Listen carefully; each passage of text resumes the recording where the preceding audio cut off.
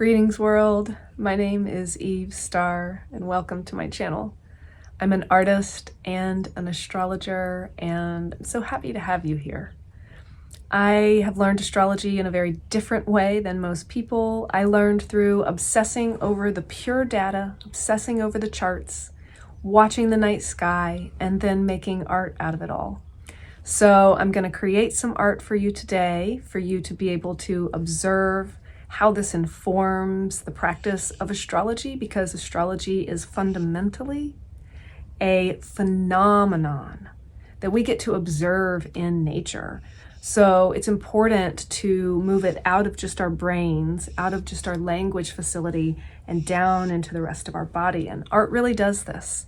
So we will be employing those skills today, and I'm excited to have you with me for that. And we're going to be looking at the dark moon, the new moon of February the 27th, 2025. This is a new moon in Pisces. And several things I'm going to say about this moon right now before we look at the art is this moon is exceedingly conversational. So I'm actually not going to draw Jupiter and Mercury, but we're going to start off by talking about Jupiter and Mercury, and I'll go into more detail on the specifics in a little bit. But just that Jupiter and Mercury are at play in both dynamic and harmonious ways at this dark moon, and we find ourselves in these engagements, these conversational interactions with people that feel very fun, they feel very exciting, they may even feel casual, they're new, they're fresh, they're dynamic. And it's important for us to understand two things about this, okay? Because these are not passing connections. So whoever we're connecting with right now, we're about to deep dive. We're all about to deep dive with each other. And that's with family, friends, lovers, partners, co-workers, old and new, but whoever's in your life currently. And we have personal planets going retrograde. So you may find people from the past coming back into your life as well. So the relationships that are on your stage, on your personal stage right now, and pay attention to the ones that are glowing a little bit. These relationships need to be approached with understanding our own personal energy levels. So checking your energy, knowing when you need to recharge, and recharging. You don't owe anybody anything. Nobody owes you anything. Authentic connecting is freely given and freely received. And this is going to be the juiciest and most delicious and most natural and real and sustainable for the long term way of connecting. So that's the first point. The second point is just a point of consciousness, a point of understanding. And that is that there are new relationships coming, lots of new relationships coming into our lives right now. And when I say right now, I am talking about this moon, and I am talking about the period of March and April, which is very highlighted right now. But I'm also talking about a little bit in the past and some little bit in the future. I really, most of the time, I'm talking about the roaring 20s. So we are really experiencing this reorganization of our relationships, and this has been going on. We're in a flow. We're like in a moment of that, like really coming to the surface, but it's also going to continue, where a lot of karmic old relationships are ending, and karmic and dharmic new relationships are forming. And right now, there's the vision that I was shown is this wave coming up from the deep, cold water that has been under the surface for a very long time, coming up to the surface and up to the shore, and bringing that fresh new water but the depth indicates that it's ancient, that it's old, that these are agreements, these are karmic ties, these are dharmic promises. And just recognizing the sacredness of all of our interactions right now is of the utmost importance. I have to share, I saw something on Instagram yesterday, a friend of mine sent to me. I might even try and clip it in, see if I can do that. See if I have the tech savvy to accomplish this. This little anglerfish was dying, and anglerfish are those terrifying, monstrous-looking fish with all the teeth, and they live in the abysses of the ocean, in the deepest trenches, and they have that little dangly thing that hangs in front of their mouth that draws other fish to them. They get drawn to that light, but that light is a deception. Because as soon as the other little fish are like, ooh, light, then the anglerfish chomp, eats it. So, you know, they're very scary.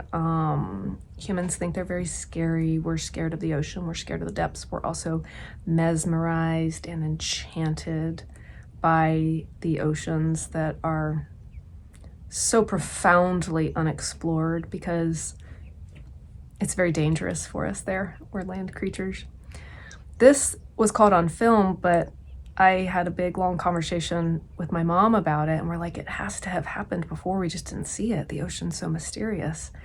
This little anglerfish was dying, and it came up to the surface. It swam up to the surface. And the humans were presuming, and I'm with the other humans in this presumption. I'm just acknowledging that it is a presumption, that this little anglerfish came up to see the light before it died. And, whew, God. It came up to the surface to die. And after it died, the humans got it, and it was tiny. It was 6 inches, and there are all these photographs of them holding this little precious being in their hands. And I told my mom about it last night in the kitchen, and I just sobbed. Like, I lost my shit about this little fish. Because of the tenderness of the humans that were observing it, because of my perception of the creature having done its duty in this life, in the darkness, and wanted to have a glimpse of the light. What happened to that little fish? You know, what happened to that being? What happened to that consciousness when it passed on? So when we talk about things coming up from the depths, this is very Plutonic, and we talk about it a lot these days because Pluto is so active in our lives and in the collective, particularly in the United States. We're in this long stretch of a Pluto return that stretches through several dates of history. So we're really still in it. And, Pluto often is experienced negatively. And I just think this is such a beautiful illustration because, like, that fish is a monster. That fish is terrifying. That fish is ugly. And that fish is so worthy of love. And that fish swam for the light. Because it is all born of the Creator. All that is comes from the one infinite Creator. All the darkness, all the light, the monsters, the angels, all of it, all of us. So let's look at some art. Okay, so here's the chart. There's the Venus star, pentagram, shape that Venus makes, shape that Venus and the Earth make, as they travel around the sun. Pure, unadulterated magic. And here is the star map that we will be, of the new moon, that we will be drawing off of.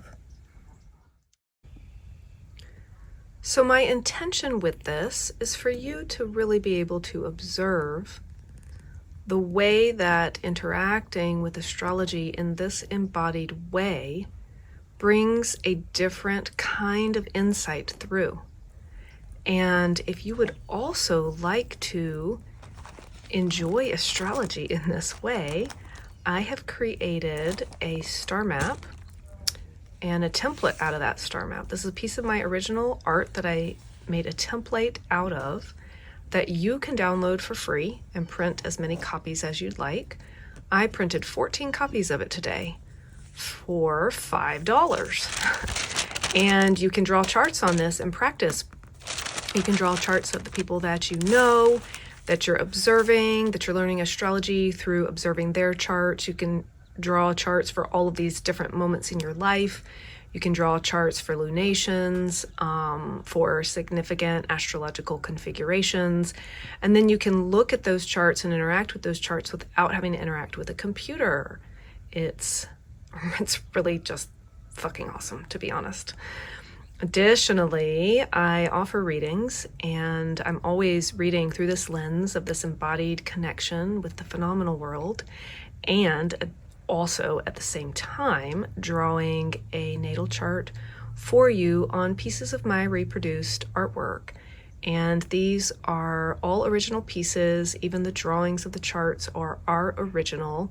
The only machines involved are the machines that made the copies, and my printers overlay this beautiful gold wheel onto the drawing of the wheel that I did onto my original artwork.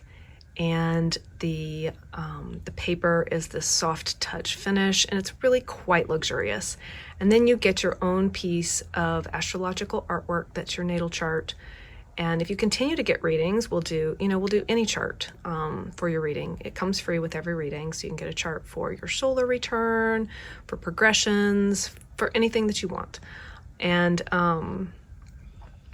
these make really powerful objects to put on your altar, to use in rituals. They're just gorgeous to hang on your wall. However you want to use them and enjoy them, you can enjoy them. So yeah, so links are in the show notes for all of these things. For the template for you to download for free, you would sign up for my newsletter, and then you will get access to that template. If you would like a reading, there's a link for that. And you can also just buy the star maps, and you also can have a commissioned piece of artwork, all your own, that I start from scratch. And these can be very large paintings or small paintings, and they range in size and cost depending on your desires.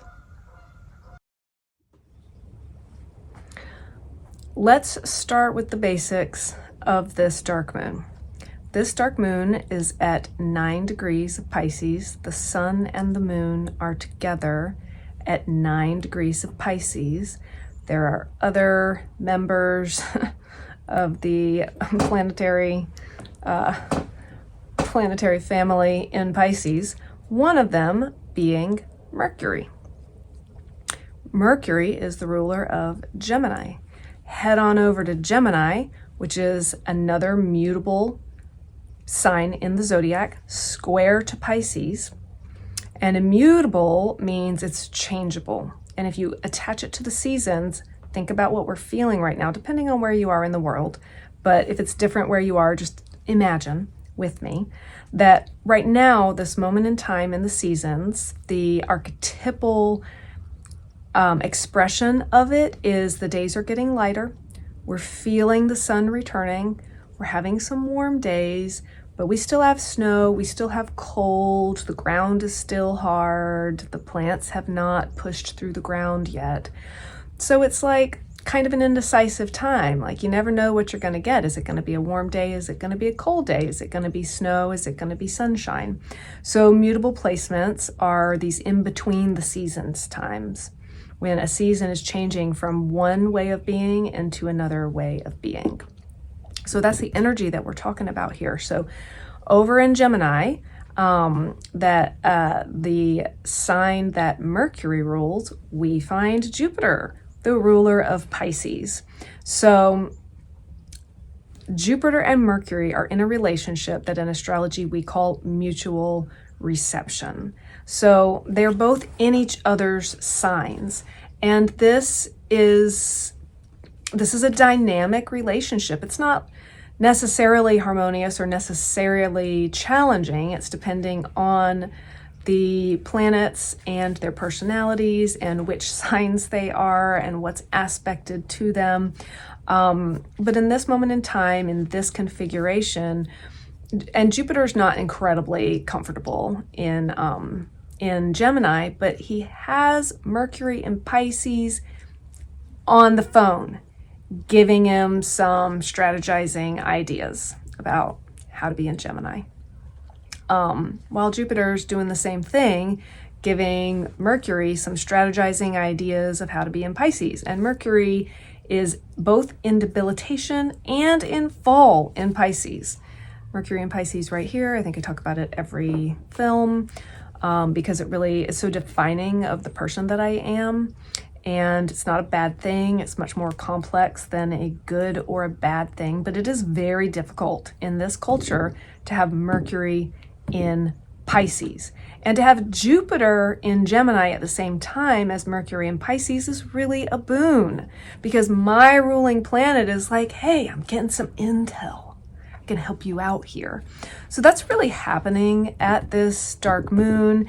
And that's where I'm getting this understanding of the really expansive conversational dynamic that is opening up in our lives and in our experiences right now around this time, that is a gateway into the more deep and wild and intense relational dynamics that are coming in March and in April. So let's look at that drawing again. Okay, we're going to start off with the signs. We're going to paint them with a sumi brush. Sumi brush just really captures the chi. Pisces, Aries, Taurus, Gemini,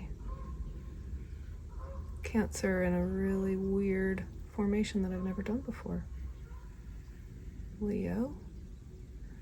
Oh, can you see this?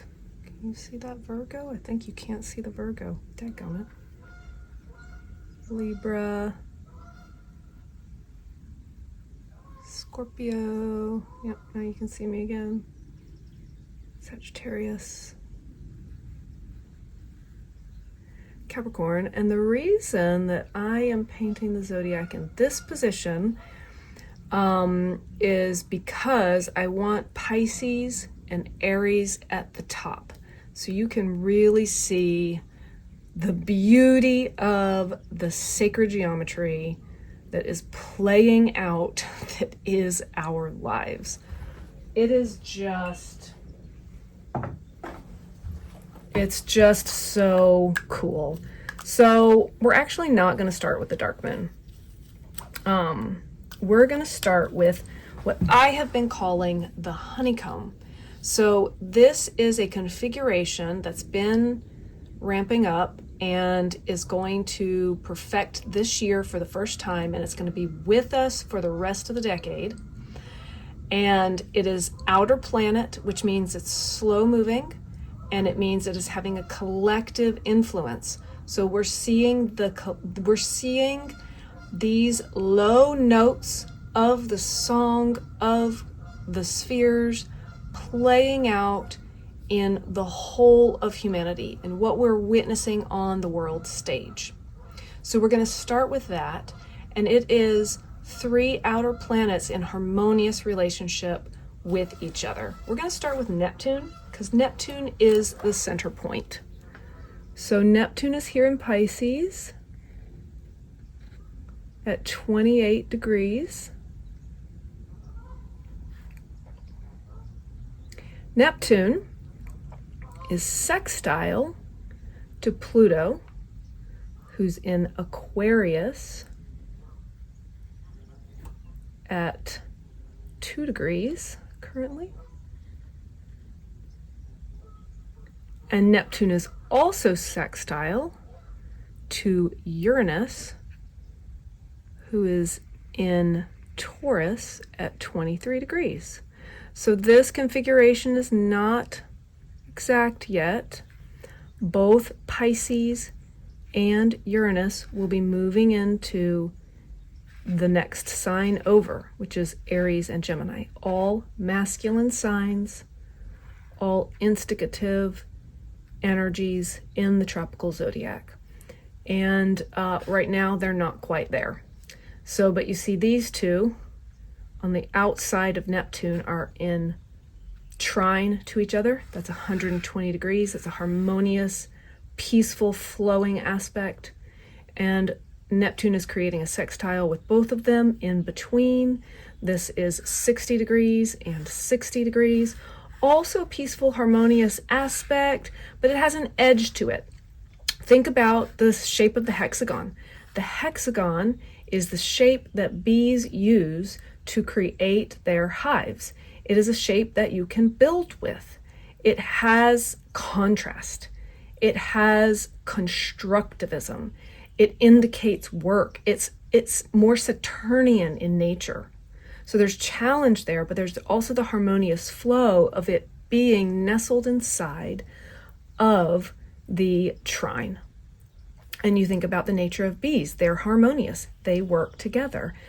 This is the beauty and the cooperation and the achievements of the hive. It is both Saturnian as well as Venusian. It's so, so lovely. So this is with us for a very long time. In this moment in time, as it configures itself, it brings a fated element to the table in that Neptune is here with the North Node. The North Node is in Pisces at 27 degrees. The North Node is our Dharma. It's our destiny. The South Node is here. Let's see if I can angle this down. Sort of. The South Node, please don't get any ink on your nice leather glove, Eve, is at 27 degrees. I'm drawing it a little weird so I don't get ink on my glove. Of Virgo. And the South Node is our karma. It's our past. It's where we came from. South Node is our history. It's our ancestry. It is also the tail of the dragon. It is what haunts us. It's our trauma. South Node needs to be worked through in order for us to get here to our North Node, to our destiny, to our Dharma, which also often has a very intense, insatiable hunger to it. This is the head of the dragon. This can be monstrous. And both the South Node and the North Node have to be dealt with exquisite consciousness. So this is our collective long-term situation. Into the midst of it comes, right here at this center point, over the next couple of months, such a carnival of interplanetary relationship social activity. It's going to be really fascinating to see, to observe how the individuals inform the collective and how the collective informs the individual, and what we need to be bringing our consciousness to in this moment in time is the sameness between what is happening on the world stage and what is happening inside of me. The shadows that we're seeing being unearthed in this moment in time in our world.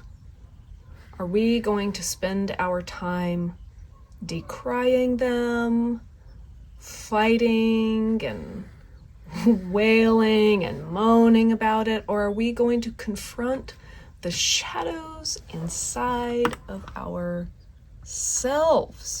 and do our own work, and therefore inform the collective, because each individual is a part of the collective. We are what makes it up.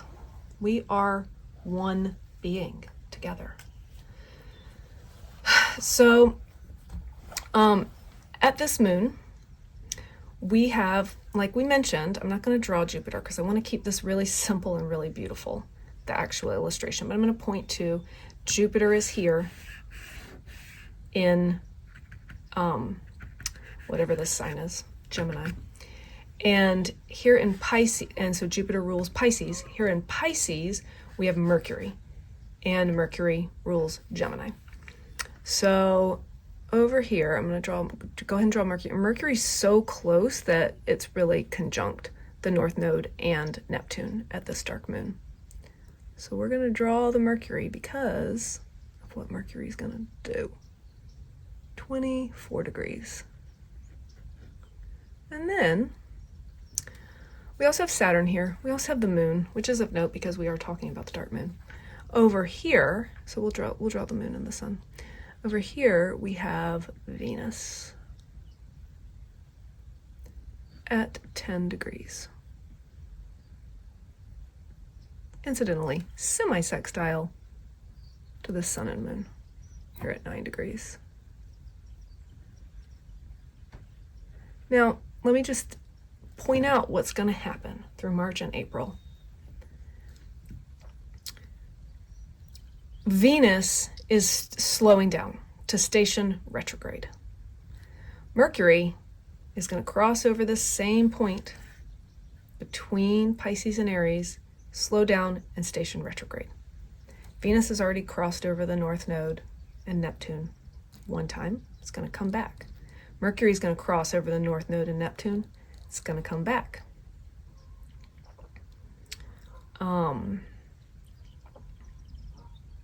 So it will be 3 passes total of these inner planets over this point between the end of the zodiac and the beginning of the zodiac. So these personal planets, they move quickly and they inform our personal relationships, are going to be moving back and forth in the void, in the in-between, in the liminal spaces between the end and the beginning, between death and life, between old age and birth. This is going to be felt in our personal relationships. And it's going to feel like fate. It's going to feel like destiny. It's going to feel really big and really important with that North Node there. With Neptune here, it can be very confusing. It can be deceptive. We can get ourselves into deep, troublesome waters. However, that's not all Neptune is. Neptune is the spiritual realm. This is deeply and profoundly spiritual. This is where we find our tribe. This is where we find those with whom we have lived lifetime after lifetime after lifetime. And we can't go any further in this life without them. And these personal planets are bringing that wave, bringing that deep crest of the wave up from this deep, old, ancient part of the ocean into the here and now, into the relationships that we have here and now, because these relationships are key for the evolution of our species and for the part that we're going to play in it. The other thing that's going to be happening here, so that's the fast-moving planets. The other thing that's going to be happening here is that, so Saturn's here too. Later in the year, Neptune's going to move into Aries. Well, I think Neptune moves into Aries while all this is happening, because Neptune is going to switch places with Mercury. Neptune and Mercury are going to conjunct right here, between the end and the beginning. They're going to be right here at the same place. And then Mercury's going to move backwards into Pisces while Neptune moves forward into Aries. And then Mercury will come back in conjunct Neptune for a third and final time. Venus is going to do the same thing, just not right on that border, but very, very close to it. And then Saturn, a couple months later in the year, in the summer, Saturn's going to move into Aries. So this point is so intensely activated and then supported by Uranus, supported by Pluto, and all that Uranus and Pluto bring. This is not easy. This is not light. This is not simple. This is Surrenderville. This is what will be. But, we don't just lay down and die. That's not in our nature. We surf the wave, but we have no delusions about who's in charge. The surfer is not in charge of the wave. The surfer gets the honor and the privilege and the thrill of riding the wave. If that wasn't enough, in March, we're going to get eclipses very close to this point. They're going to be not exactly there, but we're going to have an eclipse in Aries and we're going to have an eclipse in Pisces. So on either side of this gateway between the realms, we will have eclipses. And eclipses bring surprises, plot changes. No, plot shifts. How does that go? What's that phrase? The plot thickens. Okay? So get ready to ride. Rest. You still have a little bit of time left to rest. Another thing I want to say about the archetype of Pisces is not something that Pisces is usually associated with, but I've heard it said and certainly observed it to be true. There's this silliness to Pisces, this very endearing, just gonzo quality to that sign and to that archetype. And I think that really fits with the metaphor of the circus or the carnival. And this is what I want to challenge you with and myself with. And this is going to go a really long way, is to have fun and enjoy it. This is not astrology to be afraid of. This is like a really, really good movie that you would be thrilled to watch. And it's gonna be your life. It is your life. So I want you to really adjust those glasses, thinking about the lens that we see astrology through is often the lens of where it's happening. There's a real Pisces lens here. There's also an Aries lens, but the Pisces lens, this is like purple or lavender. This is like seeing the whole world. If you've ever put on purple color therapy glasses, it makes the world look like a fairy tale.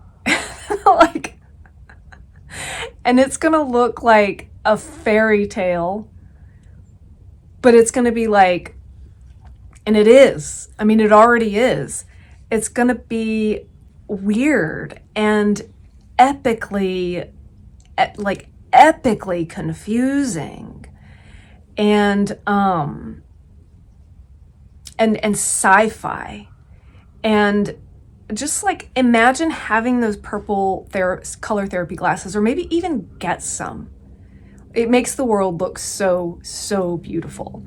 And bring levity to the experience that we're going into your interactions with people. If you find yourself frustrated or feisty or in a fight or in just a really horrible interaction with someone, try to just step out. And so that's Pisces is the big picture. Pisces is perspective. Pisces is the whole universe. try and just step back and get some perspective and find the humor in it. Find the humor in the conflict between you and the other. This is going to go a long way. And it's not to say everything is conflict, but like there's going to be pain. There's going to be trauma. There's going to be turmoil. There's going to be confusion. And you can find humor in all of that.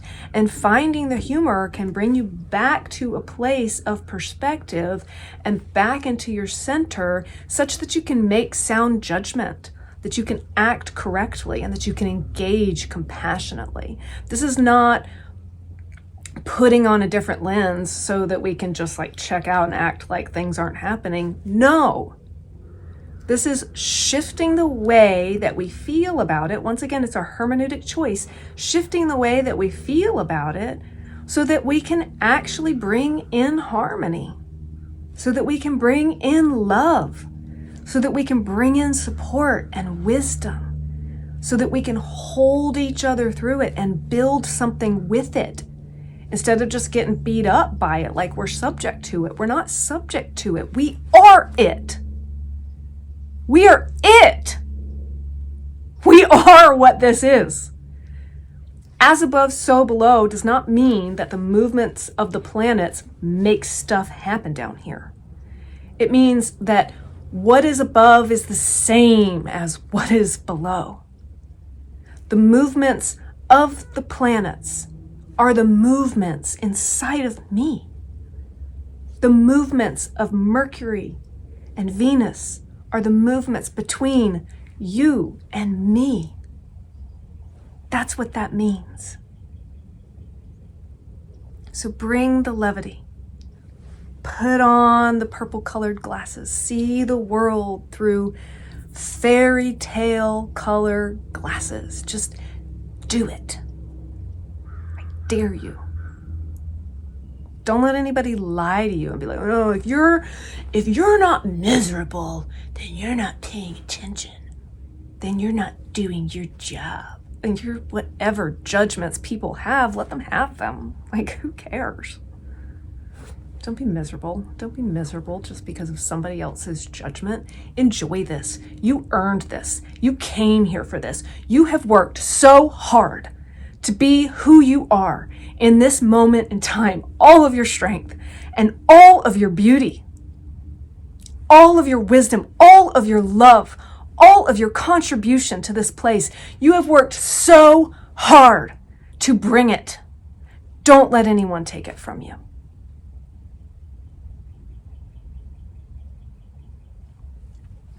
One more little point of the astrology that I would like to mention is that, interestingly enough, the eclipses that are coming in September of this year feature none other than Mercury and Venus moving into Virgo, the opposite sign of Pisces, down there with the South Node. So just the interconnectivity of all of it is so gorgeous. I cannot get enough. And I really hope that if you've made it this far to the end and just any bit of this that you've watched, that you've gotten a taste of the magic that is what it is to be alive. And that magic is returning to us. And we get to have it. We get to see it. We get to experience it. This realm is not dead. This realm is not inert. This realm is animated. Everything is alive. And we get to drink from that living well, moment by moment by moment, if we choose to. Enjoy this moon. Enjoy these coming months. Thank you so much for being with me, for witnessing this beauty. Thank you for watching this film. Please come back for more. I will see you at the next full moon. Blessings. So much love to all of you. Thank you.